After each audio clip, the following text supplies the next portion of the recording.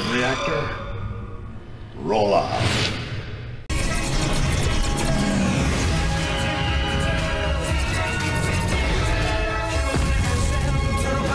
So, what is new with Turtles?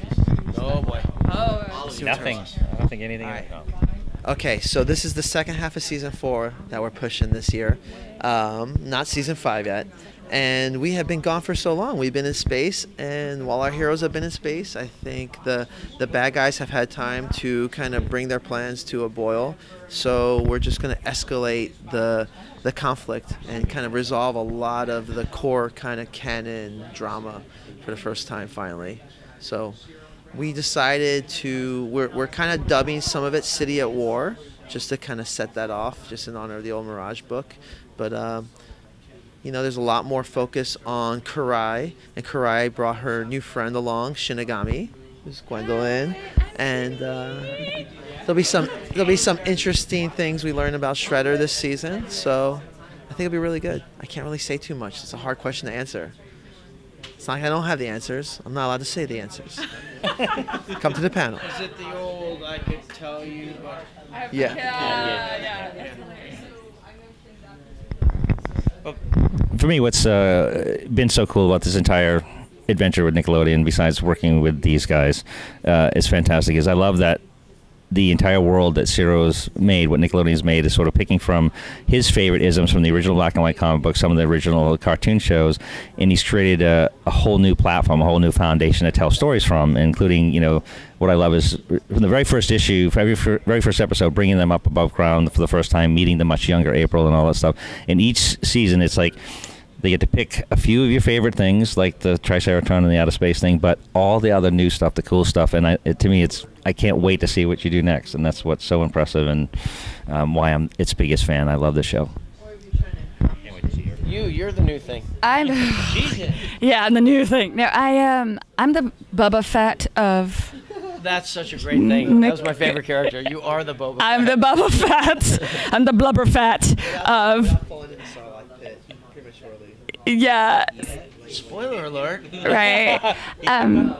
I was just humbled. Ciro and I we're talking at Cafe Gratitude, and he was like, this is a great role for you. I was like, okay, that's cool. And Brandon had written Dead Space that I was in, and so they were like, come on board. And and I was like, Kelly, who? Oh my God, just fanned out. And so it's been really an honor to work with these guys. I mean, I genuinely fanned out as much as a girl can fan out, and whatever even that. There's like 400,000 people across the street, half of whom are all fanning out.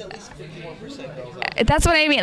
Then I do not do them justice. But so I apologize. But what I will say is I didn't expect her to be so gorgeous. Can I say that? I guess so. Why is it a bad word? Is that about? No. You like to say hot? She was hot. In English, it's hot. I mean, when you.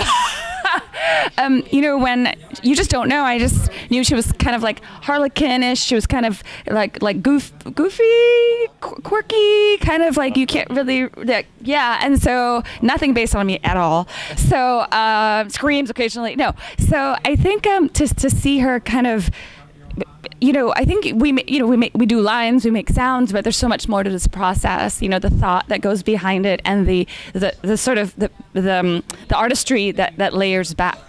The drawings, what she throws, how she throws it, how she interacts, the looks, like those are things that happen in post production that we have no control over. That they take. It's a complete. What do you call this? It's a group effort, and yeah. Yeah.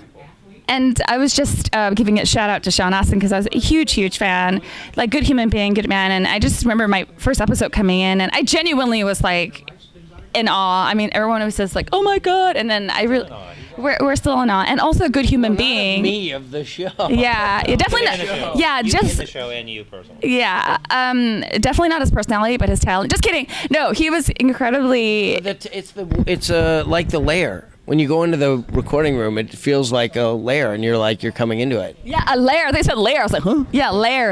It was a lair. Yes. And me and Karai are like, we are in the lair.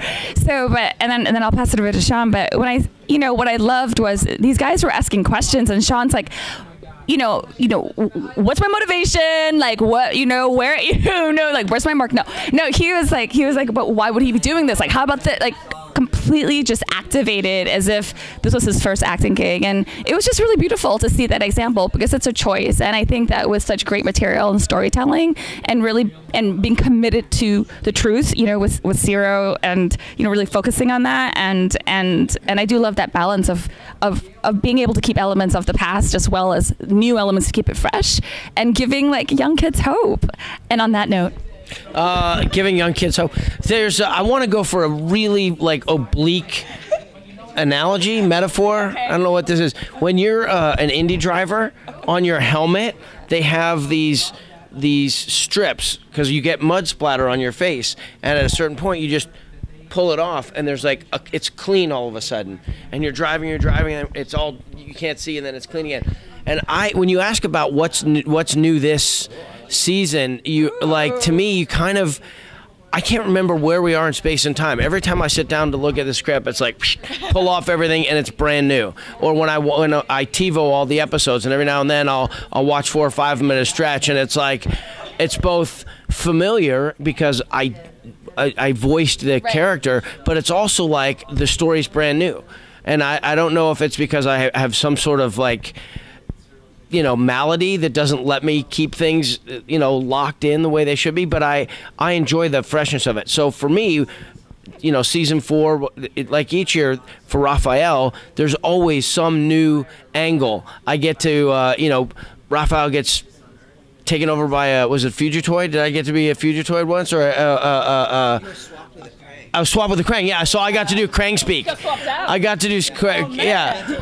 You got trapped in like some mind swapping ray. Right, and so I come in and it's like, okay, can you do the Krang voice? I'm like, no, but we'll try. So we battled through, but I got to do that. Corey Feldman came in. I don't know how long ago that was, and he was my Spike. And so there's always some new thing that they're playing against. Mona Lisa. Has Mona Lisa? How are we at season 4? What have we seen of Mona Lisa? Right. So well, I don't know what we're supposed to say.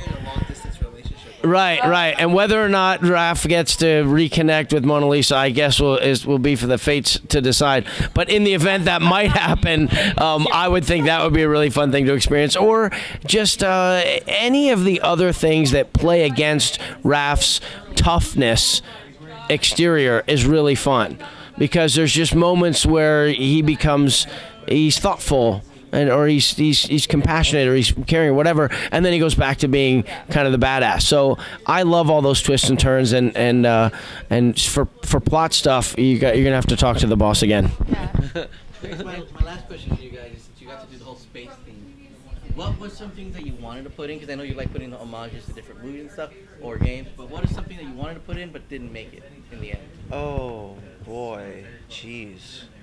What? It's gotta be a long list. Is it a goodies thing? I'm a big geek than you. I feel like we put everything in there. I mean, there's even homages in there to a show I created at Disney that I worked on actually with Brandon too, that we felt like the first time we told some of those stories we could have done it better. So we went back for that. I mean, I think we covered Alien a little bit, which is probably very dear to us. But there's the thing I think that we tried to get that I don't think that I was fully satiated with is more the dynamics of how the characters can play out in space. It's not like, do you want to do this sort of monster? There's no sense of regret that I didn't do any archetypal science fiction story. I remember there was a moment in one of the space episodes, and it was the episode with Armagon, and there's this awesome moment where Leo is trapped on this like abandoned dirigible or something in space, and it's gonna explode, and the Terrors are stranded there, and Raph is actually stuck inside, and Leo comes at the last minute to save him. And that moment to me was like one of the most thrilling things I've ever seen, like, period. It just happened, and it wasn't like, oh, I'm so great. It was like, I have a team of people that pulled this off, and I watched it being made in like at my command, kind of, and it freaked me out to see how awesome it was. It was like one of the greatest things ever when we were in the soundstage and we did it.